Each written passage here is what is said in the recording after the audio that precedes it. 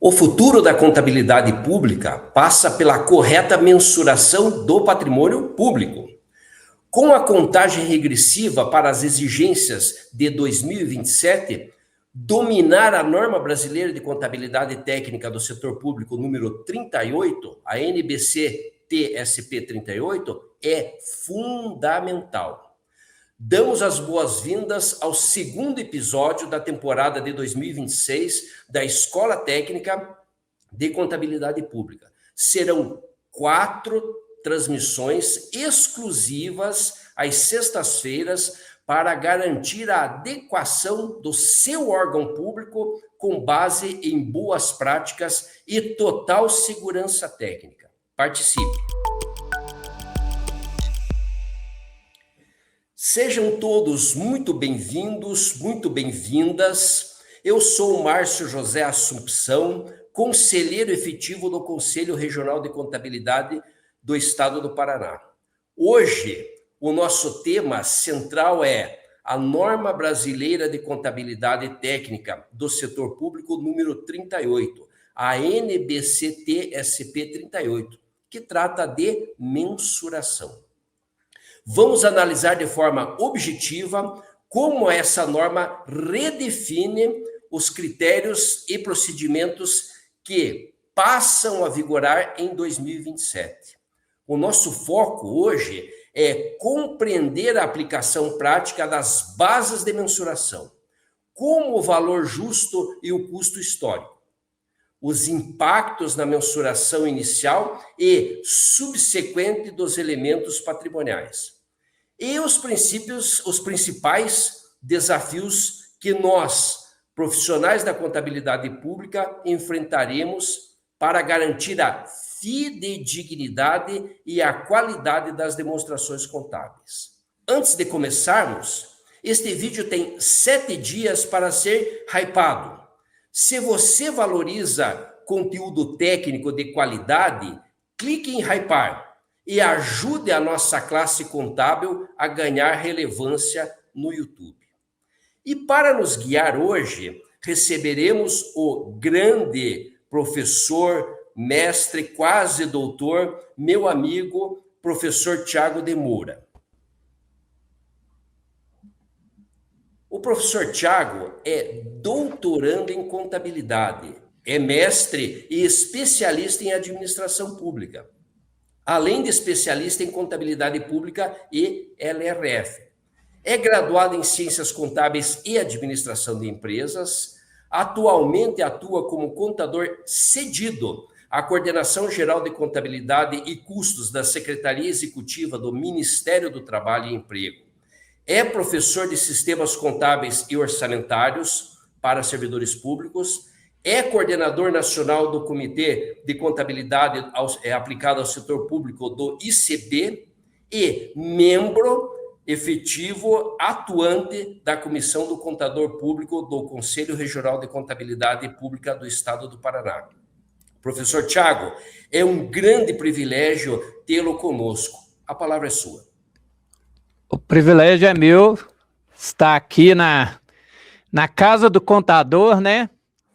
Ainda mais sendo apresentado por meu amigo, conselheiro, colega de comissão do contador público.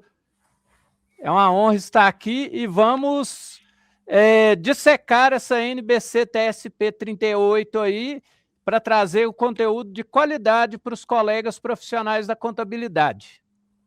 Então, pessoal, vamos aqui para mais um episódio, né, da nossa escola técnica aqui de contabilidade pública, né?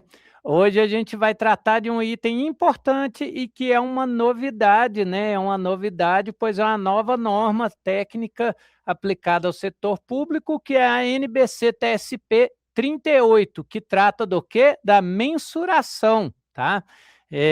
A mensuração, que é uma técnica importantíssima na contabilidade, né? Sem ela, a gente não coloca valores, não atribui valores a ativos, passivos, né? Reitero, sem uma base própria de mensuração, há risco de fazer ali, não registrar fidedignamente os itens no balanço patrimonial e nas demonstrações, né? Nas demais demonstrações. Bom, vamos passar aqui, né, brevemente o sumário. Eu vou falar de alguns conceitos de mensuração, a contextualização da nova norma, vigência, impactos, as bases de mensuração. Eu vou dar bastante ênfase, tá? Nas bases de mensuração. Eu resolvi trazer algo mais conceitual nessa apresentação, tá? Visto que é uma norma longa, então eu creio que tendo os conceitos básicos, e o profissional efetuar a leitura ali da norma, que é importantíssimo, né? Vai deixar ele pronto ou bem preparado para aplicar na prática essa norma, tá? Bom, aí eu vou falar um pouco da mensuração inicial e subsequente de alguns elementos, tá? Valor justo, custo histórico e outras bases, os reflexos, né, e na transparência das demonstrações e os desafios e cuidados para aplicar de forma prática essa novidade que é a NBC TSP 38. Contextualizando, pessoal, recente, né, bem recente mesmo, o Conselho Federal de Contabilidade ele publicou 31 normas da área pública no Diário Oficial da União, mais precisamente ali entre março e abril. Esse conjunto representa um avanço significativo para o Brasil, vez que esses documentos estão alinhados aos padrões internacionais, o que posiciona de forma estratégica o Brasil no cenário global da contabilidade aplicada ao setor público, certo? Foram revisadas 31 normas, incluindo a NBC-TSP Estrutura Conceitual, né, que é o nosso framework ali, né, a norma-mãe, digamos assim, e dentre elas foi convergida uma norma específica, que não existia ainda a convergência dela para as normas brasileiras, tá? Seria específica para mensuração, tá? Mas, afinal, o que seria a mensuração, tá? A mensuração, ela nada mais é do que um processo, tá? Um processo cujo objetivo é fornecer informações úteis, tá? Sobre os objetos e eventos de forma quantitativa, é a quantificação dos itens, tá? Então, pessoal, a contabilidade, ela como uma ciência que reconhece, mensura e evidencia ali, né, os bens, as transações do patrimônio que afetam o patrimônio, ela utiliza a mensuração como um atributo, reitero aqui, indispensável. Essa afirmativa eu trouxe da academia por Souza, Niyama, Silva e Santos em 2023, em um artigo que trata justamente da mensuração. Achei interessante trazer um pouco da academia para tratar um pouco da questão técnica, tá? Bom, as IPSAs, né? O que são as IPSAs? São as normas internacionais de contabilidade aplicadas ao setor público, né? International Public Sector Accounting Standards, IPSAs, são elaboradas pelo Conselho de Normas Internacionais de Contabilidade do Setor Público, também chamado de IPSAS Board, né? Que é o International Public Sector Accounting Standards Board, vinculado à Federação Internacional dos Contadores, também chamada de IFAC, tá? Mas com que base o CFC aprova uma norma emitida pelo IPSAS Board? Bom, considerando o processo de convergência das normas brasileiras de contabilidade aos padrões internacionais, esses padrões são aqueles definidos ali pelo IPSAS Boards, né, que são vinculadas à IFAC. Bom, o CFC, em um acordo firmado com o IFAC, autorizou o CFC como um dos tradutores de suas normas e a publicação, as publicações e traduções no Brasil. Foram outorgados esses direitos para realizar a tradução, a publicação e a distribuição das normas internacionais e demais pronunciamentos no formato eletrônico, ok? Então, aqui é uma base justamente para aqueles colegas que ainda não têm muita vivência com a questão das normas, como são feitas as normas, né? Inclusive, há audiências públicas, sempre que há audiência pública, o Conselho Federal divulga, e eu incentivo a todos a estarem ali pesquisando e participando com sugestões, tá? É muito importante. Então, vamos lá. NBC-TSP 38, mensuração. Ela foi elaborada de acordo com a IPSAS número 46 Measurement, né? Editado pelo IPSAS Board, né? E revisada de acordo com o IPSAS Board Handbook 2024, tá? Essa de 2024 trata-se de um manual, esse handbook, ele é um manual que contém as normas internacionais de contabilidade do setor público na íntegra, foi publicado em 31 de janeiro de 2024 e inclui também a estrutura conceitual, né, para os relatórios financeiros de propósito geral para as entidades do setor público, com os capítulos 3, 5 e 7 atualizados em 2023, certo? Cabe mencionar que em 2025 também tivemos outro handbook, mas que não teve alteração nessa IPSAS 46, ok? E qual que seria o objetivo da NBC-TSP 38?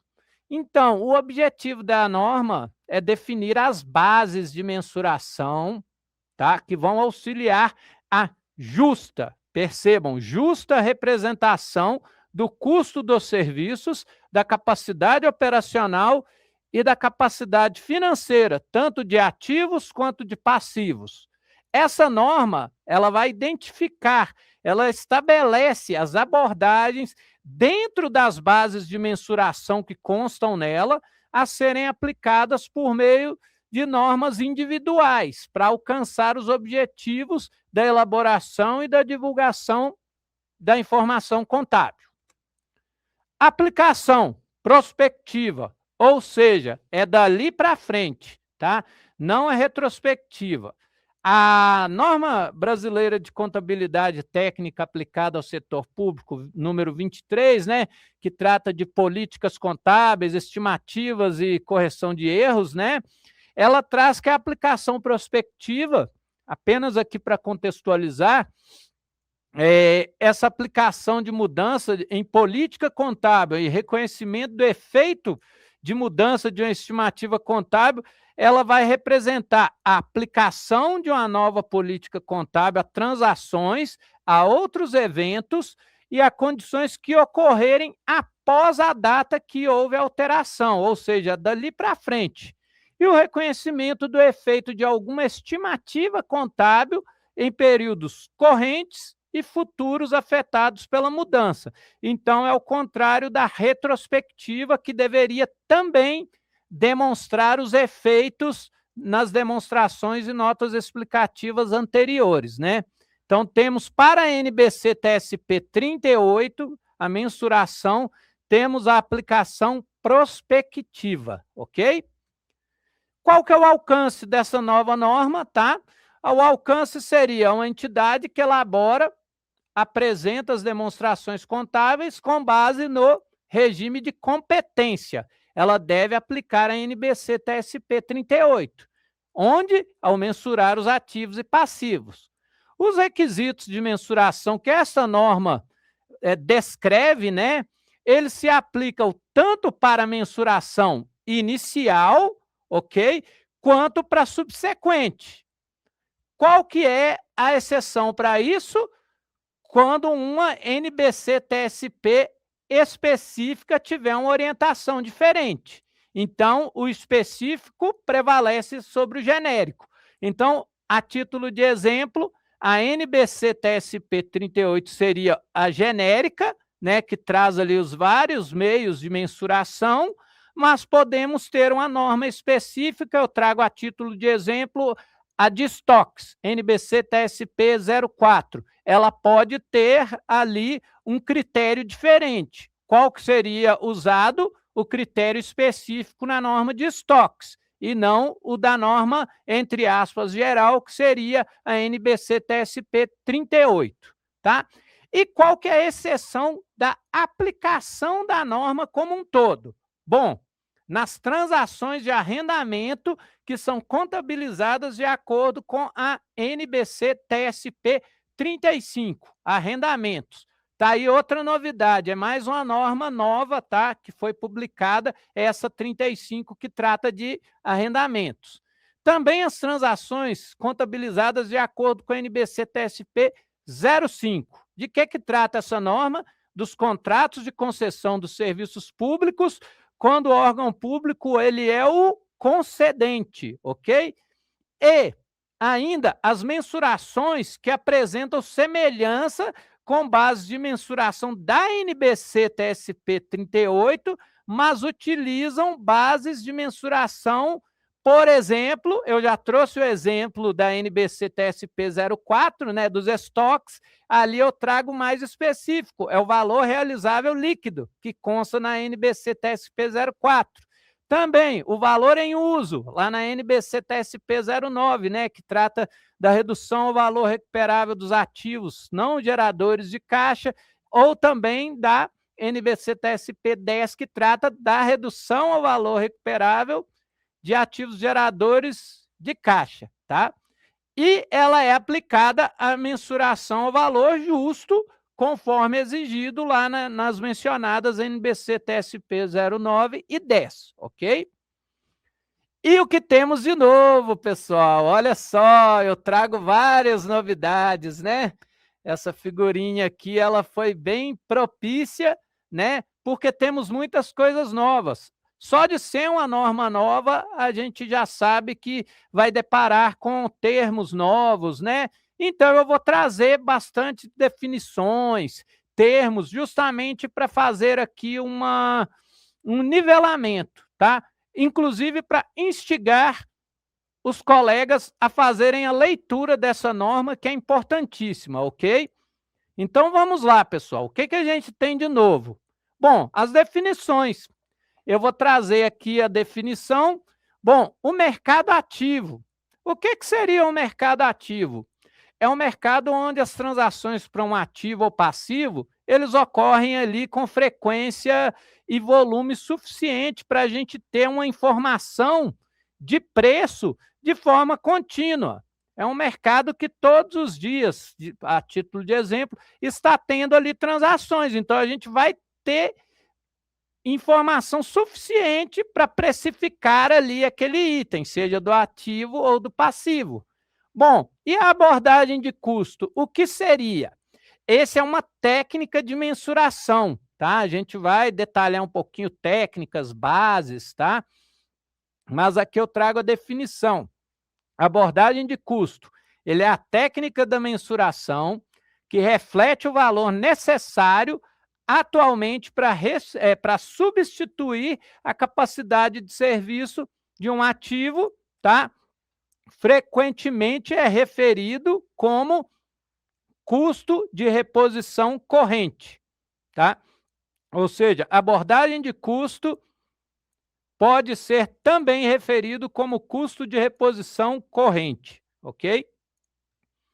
Vamos aqui, temos diversas definições que são importantíssimas para os profissionais de contabilidade já terem esse contato. Temos aqui o custo de cumprimento da obrigação. O que seria esse custo de cumprimento da obrigação? É o custo que a entidade vai incorrer, né, para fazer o cumprimento dessas obrigações. É representada pelo passivo, assumindo que o fará de maneira menos onerosa. Então, é o custo menos oneroso ali para cumprir a obrigação. Já o valor corrente operacional, tá? É o valor que a entidade ela iria pagar por um potencial serviço remanescente de um ativo na data daquela mensuração, certo? E o custo atribuído, ele também conhecido como deemed cost, né? Na literatura, é um valor usado como substituto para o preço de transação na data da mensuração. porque às vezes não é possível ter esse preço de transação. Então, vamos ter que atribuir um custo ali, aquele ativo ou passivo, para fazer a mensuração, tá? E temos o preço de entrada e saída, né? Eu separei aqui que o valor de entrada, ele é o preço pago para adquirir um ativo, né? Ou recebido para assumir um passivo em uma transação com contraprestação. Ou seja, você está pagando uma contraprestação e não um valor irrisório e nem uma doação, tá? E o valor de saída é o preço recebido pela venda de um ativo ou pago pela transferência de um passivo, tá? Também é um valor, né, em uma transação com contraprestação. O fluxo de caixa esperado, pessoal, essa é a medida ponderada, a média, perdão, ponderada pela probabilidade, ou seja, é a média da distribuição ali dos fluxos de caixa futuro que são possíveis, por isso esperado ali, tá? Então, seria entradas e saídas de caixa, né? Bom, e um termo que é bastante usado, né, já na contabilidade societária, a contabilidade aplicada ao setor público há algum tempo já vem usando o termo, e usando até para mensuração, que é o valor justo. Essa definição é muito legal, pessoal. Ela define bem o que é um valor justo. Ele é o preço que seria recebido na venda de um ativo ou pago pela transferência de um passivo em uma transação, percebam, ordenada entre participantes do mercado na data da transação. Ou seja, é um valor negociado ali entre pessoas que conhecem, participam do mercado. Não é uma transação forçada. Por isso é chamado de valor justo, tá? Bom, continuando aqui as nossas definições, né? Melhor uso possível. Temos essa definição também, é uma novidade. Essa definição, ela significa que o quê? O uso de um ativo não financeiro, ou seja, não monetário, né? Por exemplo, ativos imobilizados, intangíveis, né? Esse uso por participantes do mercado que maximizaria o valor do ativo ou do grupo de ativos e passivos, né, a título de um exemplo, um negócio, dentro do qual seria o ativo usado. O ativo seria usado, ok? O custo histórico, esse também é outro tema já clássico, ele não é bem uma novidade, mas está presente ali, e assim como o valor justo que eu já trouxe, é interessante eu falar o custo histórico. O que seria esse custo histórico, pessoal? Ele é a contraprestação que é dada para adquirir, construir ou desenvolver um ativo e vai ser ali acrescido de custos de transação, ou também da contraprestação que você recebe para assumir um passivo. Você vai deduzir dos custos de transação para assumir o passivo, ok? No momento que o ativo é adquirido, construído ou desenvolvido, ou o passivo é incorrido, certo? Continuando aqui, pessoal, abordagem de renda. Também é uma novidade, tá? É um termo novo que veio na NBC TSP 38. Nada mais é do que uma técnica de mensuração. Ela converte os valores futuros, a título de exemplos, fluxos de caixa, né? Ou mesmo as receitas e despesas em um valor corrente, tá? Ela traz ali a um valor descontado dos fluxos de caixa. Essa é a abordagem de renda, ok? Bom, temos a abordagem de renda, a abordagem de mercado, ele é a técnica, né? A abordagem de mercado, ela é a técnica de mensuração que utiliza preços e outras informações relevantes geradas por transações de mercado que vão envolver ali ativos, passivos ou um grupo desses, né? que sejam idênticos ou comparáveis, né, similares. Então, essa técnica de abordagem de mercado, ela vai utilizar o preço e outras informações de mercado ali para fazer a mensuração, ok? E temos algumas outras definições aqui, as informações, os inputs, né, de entrada, são premissas utilizadas para precificar um ativo ou passivo, incluindo premissas sobre os riscos. Quais são essas premissas? O risco inerente a uma técnica de mensuração utilizada, específica, utilizada para estimar um valor de acordo com a base de mensuração, como um modelo de precificação, a título de exemplo, e o risco inerente às informações, inputs, da técnica de mensuração. Essas informações, elas podem ser observáveis ou não observáveis, ok? Então, os participantes de mercado, eles são compradores e vendedores no mercado principal ou o mais vantajoso, né, para o ativo ou para o passivo, que possuem todas essas seguintes características que eu vou mencionar uma por uma agora, tá? São independentes entre si, ou seja, não são partes relacionadas, então os participantes de mercado não podem ser partes relacionadas, né? Temos uma norma que define o que são partes relacionadas. Contudo, o preço em uma transação entre as partes relacionadas, ele até pode ser usado como dado de entrada para uma mensuração do valor justo, tá? Se a entidade tiver as evidências de que essa transação foi realizada nos termos de mercado, tá? Se houve alguma vantagem entre partes relacionadas, ela não pode ser registrada pelo valor justo. Bom, segundo ponto aqui dos participantes de mercado, eles são conhecedores, eles têm a compreensão razoável sobre o ativo ou passivo e a transação ali que eles estão trabalhando, né? Utilizando todas as informações que eles têm disponíveis, tá? Incluindo aquelas que possam ser obtidas por meio de práticas de diligência usuais, né? Pesquisas, etc. Eles também, os participantes de mercado, eles são capazes de realizar uma transação para o ativo ou passivo. É bem óbvio isso, mas está entre as definições, entre os requisitos, características para definir um participante de mercado, tá?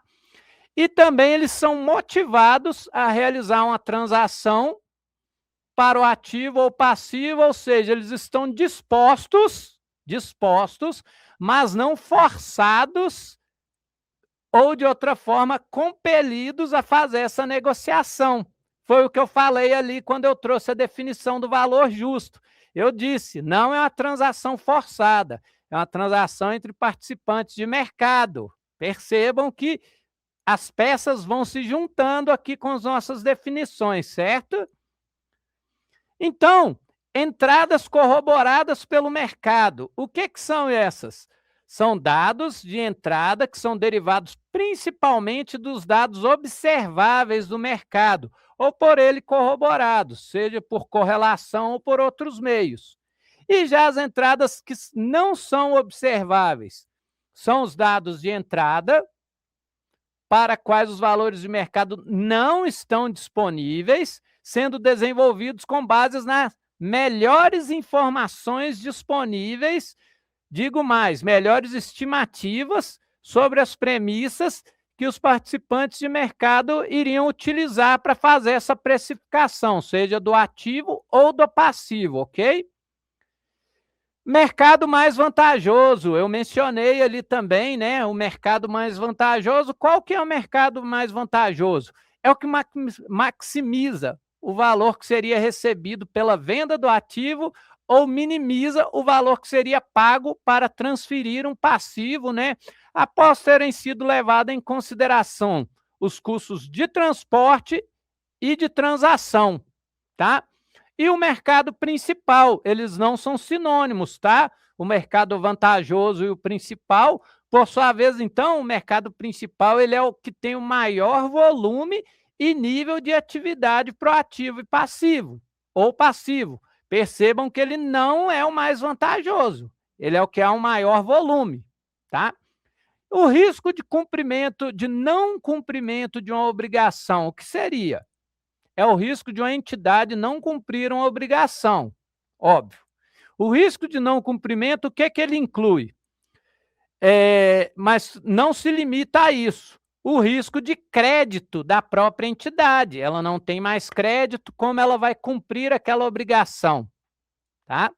Então, é um exemplo aqui bem básico, né? A entidade não tem crédito, não consegue crédito no mercado para liquidar aqueles passivos, ok? Custo de transação. Custo de transação são os custos incrementais, né, diretamente atribuíveis à aquisição, construção, desenvolvimento ou à alienação de um ativo ou à contração de um passivo, os quais não teriam sido incorridos se a entidade não tivesse adquirido, construído ou desenvolvido ou alienado aquele ativo ou contraído aquele passivo, né? Então, esses custos só existem se houver aquisição ou contração de passivo. Aquisição de ativo, contração de passivo. O preço de transação é a contraprestação que é dada na aquisição ou na construção ou desenvolvimento de um ativo, ou o que você recebe ao assumir um passivo, uma obrigação. O custo de transporte, pessoal. Custo de transporte são os custos incorridos no transporte de um ativo, da localização atual até seu mercado principal, ou o mais vantajoso. Reitero, não são sinônimos, ok? Transação ordenada. A transação ordenada é aquela que pressupõe que a exposição ao mercado por um período anterior à data de mensuração, a fim de permitir atividades de marketing usuais e costumeiras, né, para transações que envolvem tais ativos ou passivos, mas não se configura como uma transação forçada. Por exemplo, a transação forçada que foi bom. Eu vou trazer um exemplo, uma liquidação compulsória ou venda em uma situação de urgência. Você ali não vai vender por um preço justo, você está querendo liquidar de forma compulsória, então o valor não vai ser justo, né? Bom, prêmio de risco. Qual que é o prêmio de risco? O que significa? Também é um termo novo. Ele é a compensação exigida pelos participantes de mercado avessos ao risco, ou seja, aqueles que não querem correr o risco, para suportar essa incerteza que é inerente aos fluxos de caixas de um ativo ou passivo. É também denominado ajuste de risco. As bases de mensuração, pessoal. Então, vamos aqui. A base de mensuração vai fornecer informações para atender as características qualitativas que estão lá na estrutura conceitual, vão garantir que as restrições sobre os relatórios contábeis, né, as informações dos relatórios contábeis de propósitos gerais sejam consideradas de acordo com o modelo de mensuração que foi selecionado, e esses vão compreender ali uma série de ativos que constituem redes ou sistemas voltados para a comunidade em geral, né? Podem servir também para mensurar ativos de infraestrutura, entre outros, ok? É a título de exemplo de bases de mensuração. Mensuração inicial, pessoal. Bom, na data em que o item se qualifica para o reconhecimento, ele deve ser mensurado pelo preço de transação, acrescido dos custos para essa transação, no caso dos ativos, ou deduzido dos custos de transação no caso dos passivos, exceto se o preço de transação acrescido ou deduzido desses custos não representar de forma fiel, olha só, representação fidedigna, hein? Informações relevantes sobre a entidade de maneira útil para a prestação de contas, o accountability, né? E a tomada de decisão dos usuários da informação. Ou também se houver disposição contrária exigida ou permitida em outra NBC-TSP. Novamente, aquele exemplo. NBC-TSP 38 seria o geral e as outras NBCs específicas para cada tipo de ativo, né? Bases de mensuração continuando. Mensuração inicial e mensuração subsequente. Vamos lá? A inicial é na data que o item se qualifica, ele vai ser mensurado pelo preço de transação. Conforme eu trouxe ali, eu só estou apenas reiterando, né? Vai ser acrescido de custos de transação, no caso do ativo, e deduzido de custos de transação, no caso de passivo. Ok, essa é a mensuração inicial. E a subsequente é aquela que eu vou mensurar após a inicial, né? Após a mensuração inicial, salvo a disposição contrária em uma NBC-TSP, né, já trouxe 2 exemplos, a entidade vai definir a política contábil para mensurar o ativo ou passivo com base no custo histórico ou em valor corrente. Essa escolha contábil, né, da política contábil, ela vai refletir na seleção do modelo de mensuração, tá? E aí, o que eu trago aqui? Esse diagrama, ele está presente, pessoal, na NBC-TSP 38. Ele traz aqui justamente uma árvore, né? Uma casa da mensuração subsequente. Temos os modelos, custo histórico e modelo de valor corrente. Temos as bases, base de custo histórico, valor corrente operacional, custo de cumprimento, valor justo, mercado ou custo, renda, mercado, custo ou renda, tá? E temos as técnicas, né? As técnicas eu vou detalhar adiante, tá? Então, os modelos, tá? Os modelos de mensuração. Ativos e passivos reconhecidos na demonstração, eles serão quantificados em termos históricos ou correntes. Isso vai exigir a seleção de um modelo baseado no custo ou corrente, né? Custo ou valor corrente, custo histórico ou valor corrente. Ao selecionar esse modelo de mensuração, a entidade ela vai ter que considerar, tá, as características dos itens, o objetivo da mensuração e as informações monetárias que serão representadas ou apresentadas, né? Bom, e eu mencionei aqui as técnicas, né? Percebam que no diagrama as técnicas não vieram detalhadas, tá? Isso é da própria norma mesmo, foi um recorte lá da NBC, mas eu já trago aqui abordagem de mercado, abordagem de custo e abordagem de renda, tá? Não confundir técnica com base, tá? A técnica é aplicada para estimar o valor pelo qual o ativo ou passivo é reconhecido sob uma base de mensuração que já foi selecionada, ou para determinar o custo atribuído, tá? A transação em um mercado ordenado é quando o ativo é adquirido, construído ou desenvolvido e um passivo é assumido no mercado ordenado, né? Os preços aqui vão ser acrescidos, né? Dos custos de transação e vão refletir o valor inicial, seja do ativo ou do passivo, negociado entre os participantes na data da mensuração, né, participantes do mercado, sob as condições atuais do mercado. Quando existe um preço de transação, a gente presume que ele apresenta informações relevantes na data em que ela ocorreu.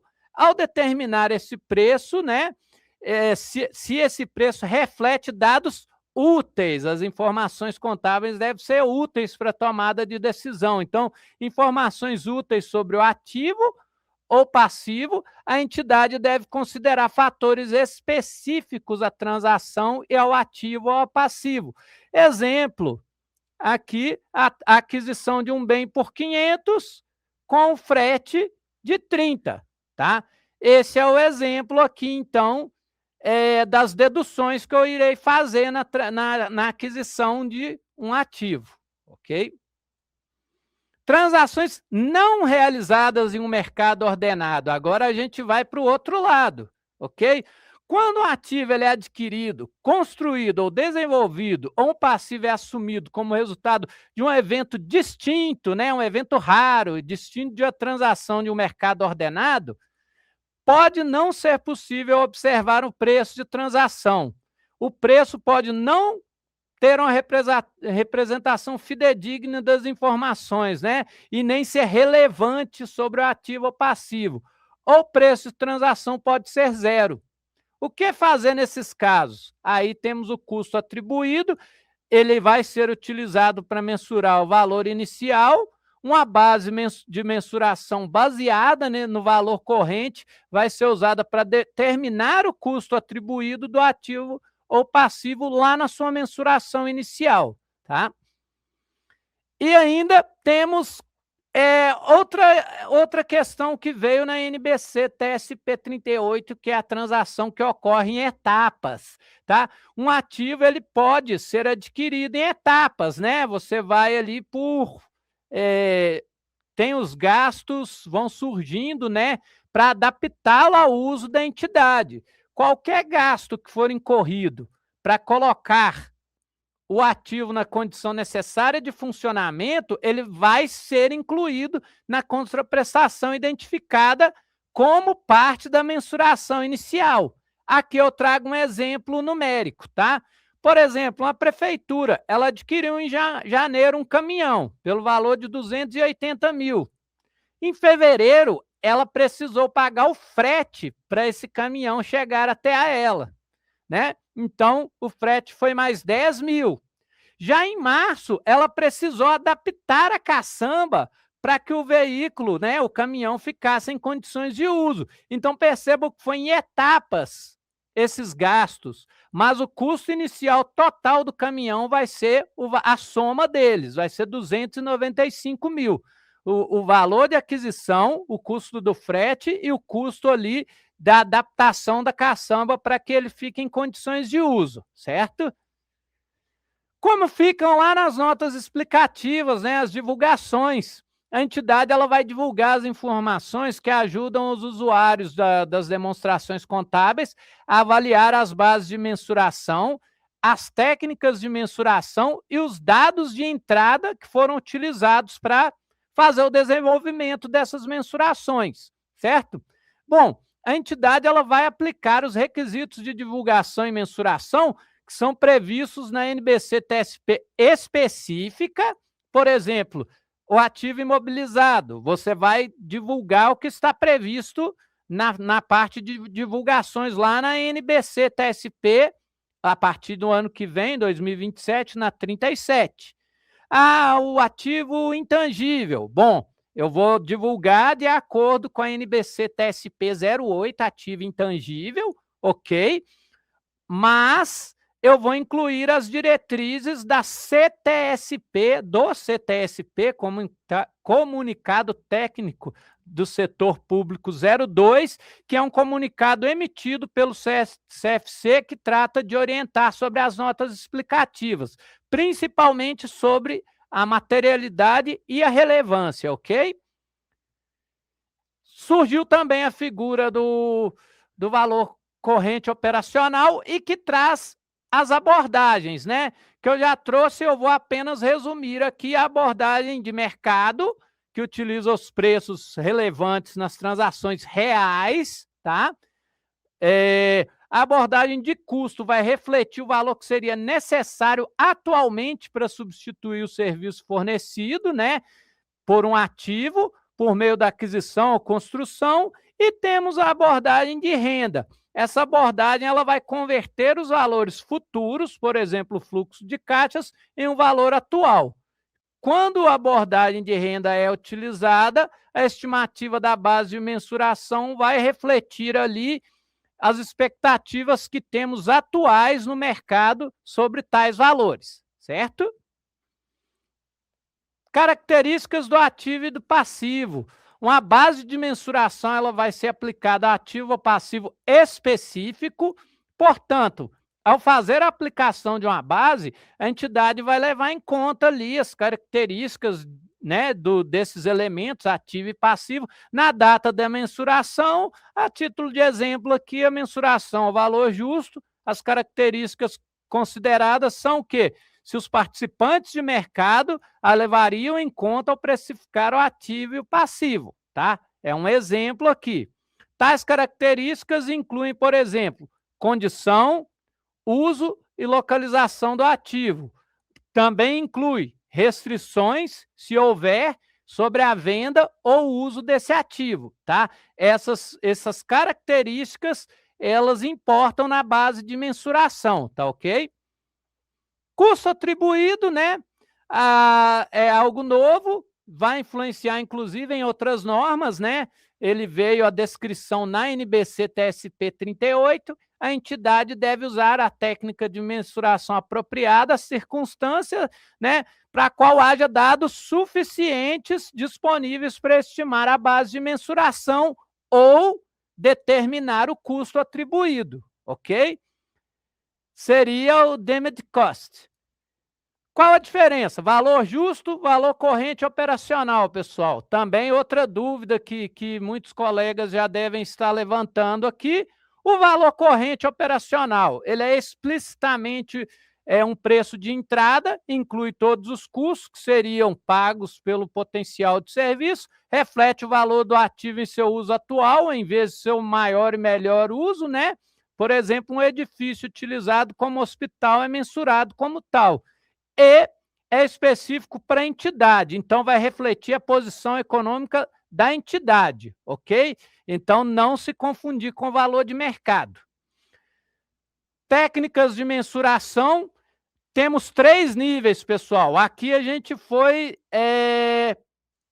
na linha da já conhecida NBC-TG 46, que trata do valor justo, apenas aqui para resumir os 3 níveis, que são os dados de entradas nível 1, nível 2 e nível 3.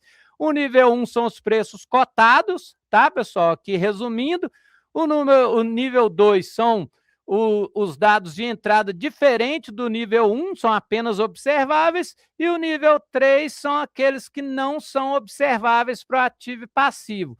Então, vão ser ali usados na medida em que os dados forem conseguidos ser observáveis, tá?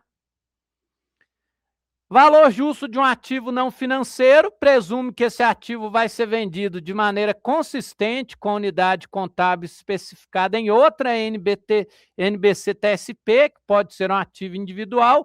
Isso vai valer até mesmo quando a mensuração do valor justo considerar que o seu maior e melhor uso seja em combinação com outros ativos, tá? Ou com outros ativos e passivos, tendo em vista que a mensuração do valor justo, ela vai pressupor que os participantes de mercado eles já vão deter ali, né, os ativos complementares e os passivos associados.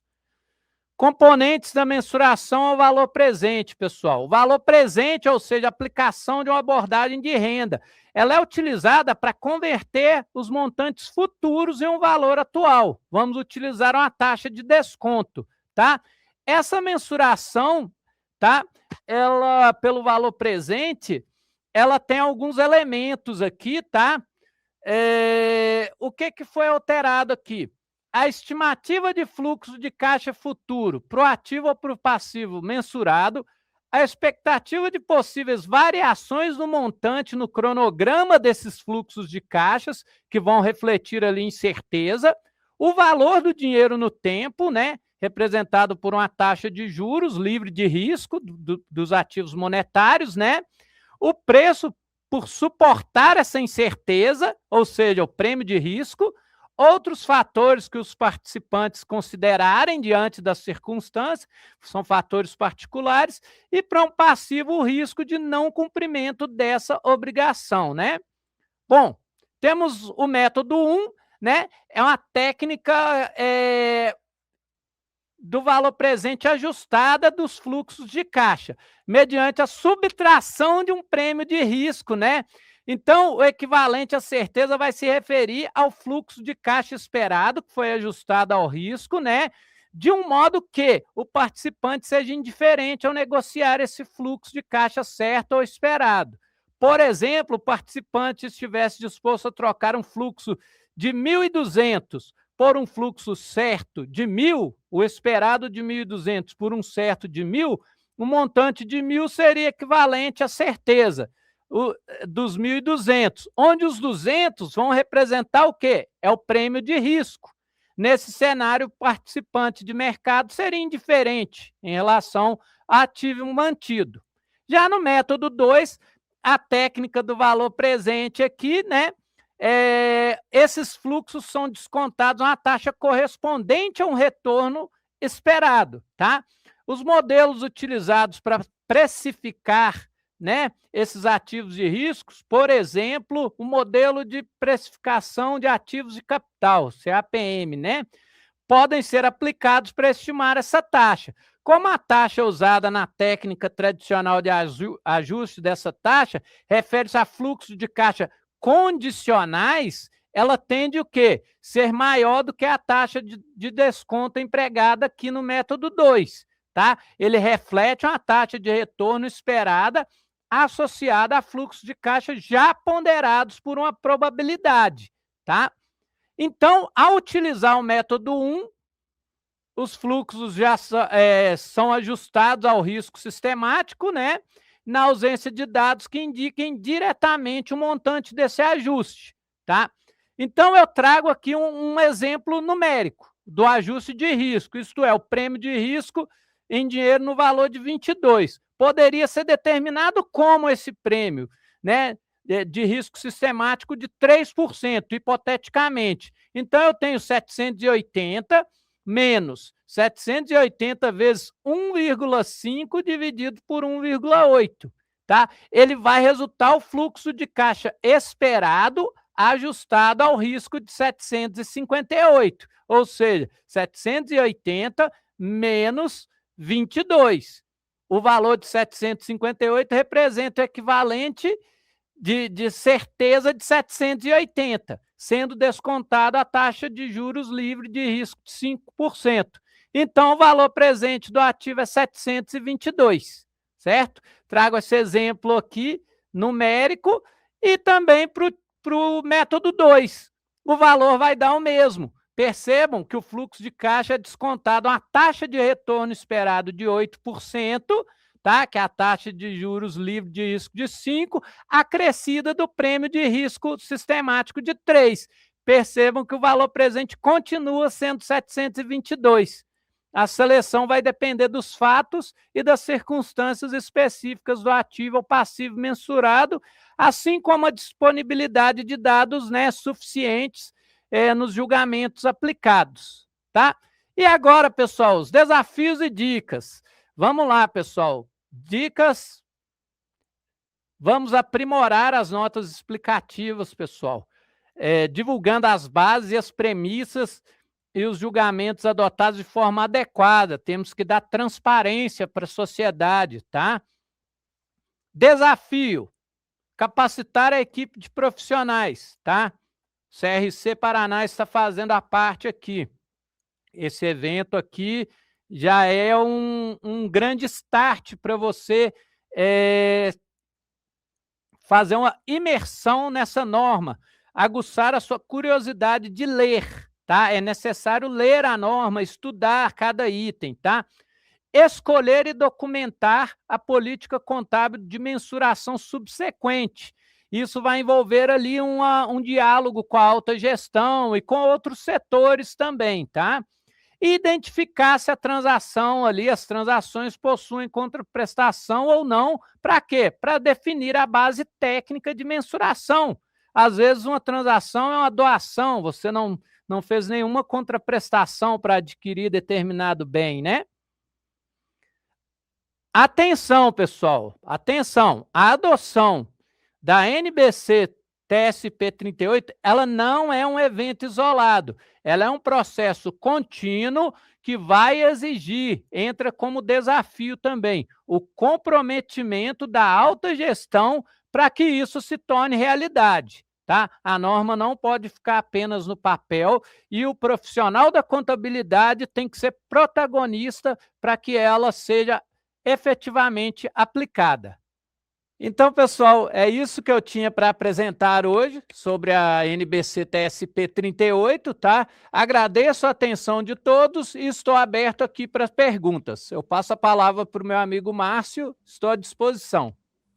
Professor Tiago, excelente palestra, muito esclarecedora, muito, né, boa a tua fala. E, professor Tiago, em nome de todos os participantes, os nossos mais sinceros agradecimentos por compartilhar este seu grande conhecimento conosco.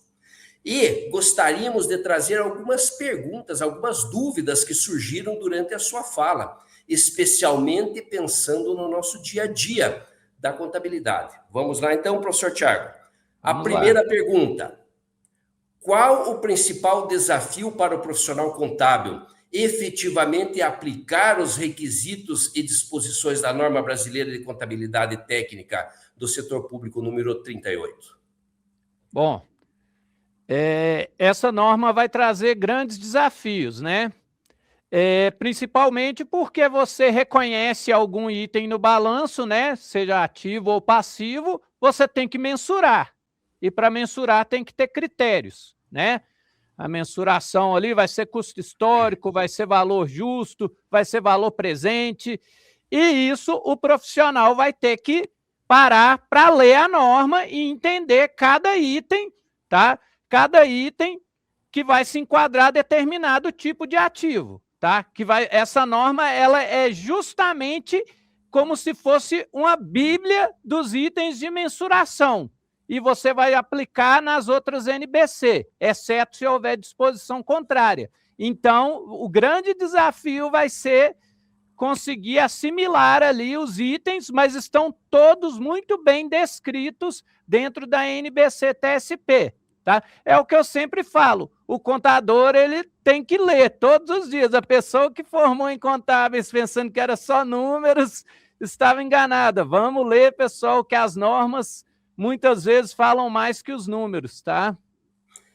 Professor Tiago, isso aí que você falou é a verdade. Não existe uma receita de bolo prontinha que você vai chegar e aplicar em todas as situações. Tem que parar, estudar, pensar e aplicar, interpretar e aplicar a norma. Bem falado aí, professor, essa primeira questão que eu te apresentei. Vamos para a nossa segunda questão.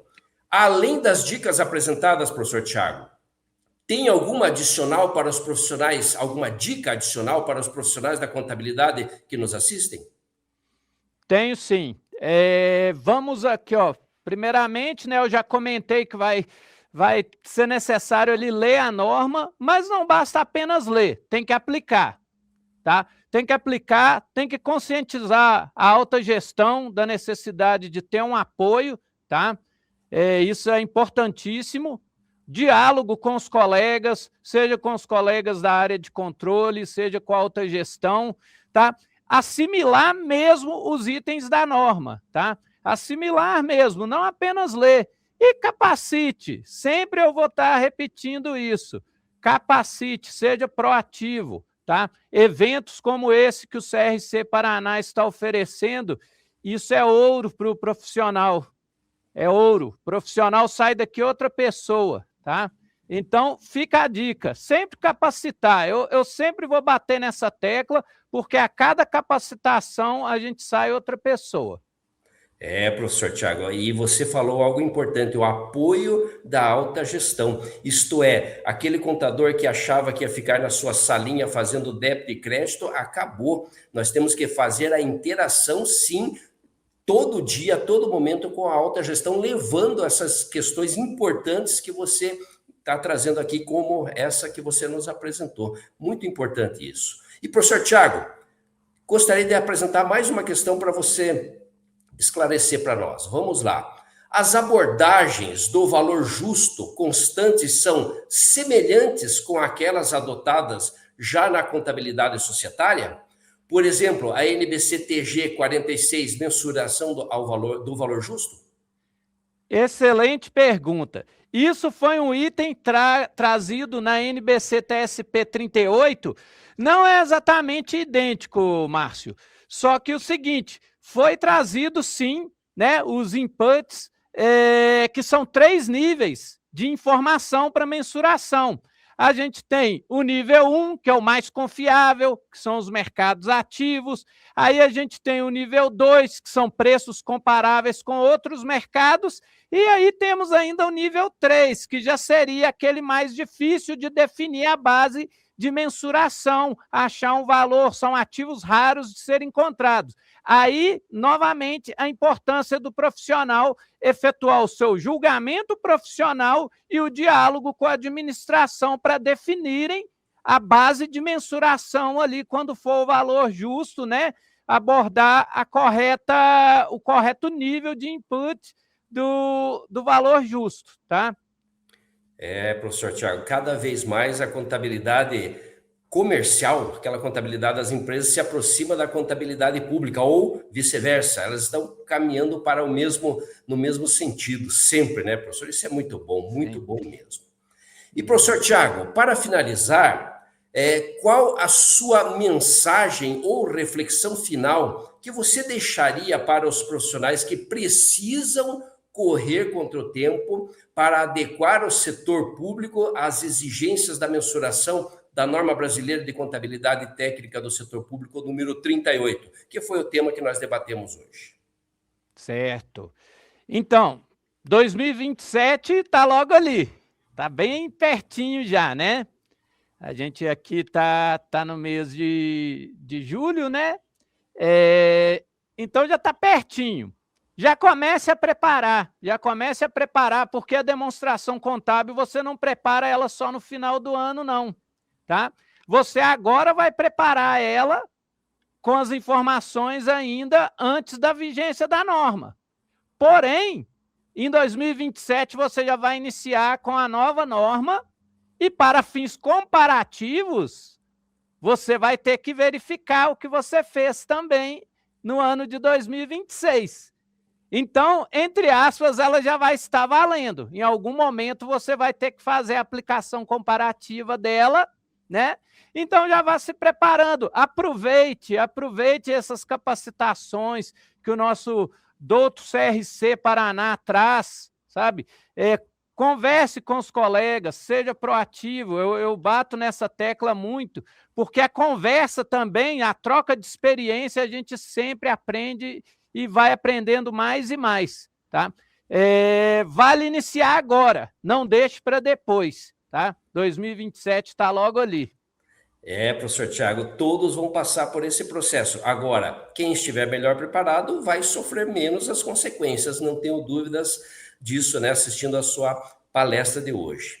E finalizando o encontro de hoje, com esta fala, com estes ensinamentos tão produtivos apresentados aí pelo meu amigo professor Tiago, reforçamos o convite para que você nos acompanhe nas próximas sextas-feiras desta jornada técnica.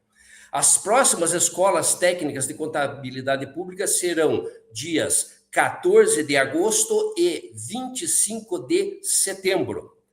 Deixe seu like, inscreva-se no canal e compartilhe esse link com quem precisa entender que a contabilidade pública também se transforma.